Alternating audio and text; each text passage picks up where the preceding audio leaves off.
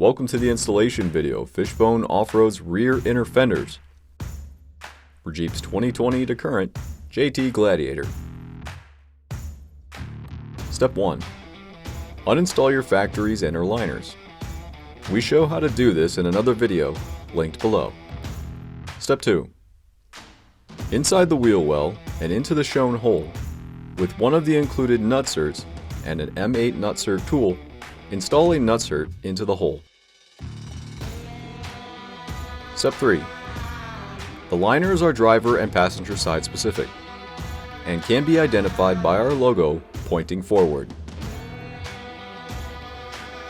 Push and bend the fender into the wheel well.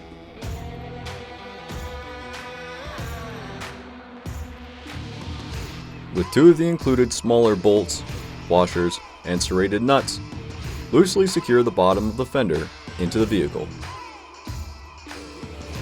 Next, loosely secure the top 3 bolts with 3 of the included larger bolts and washers.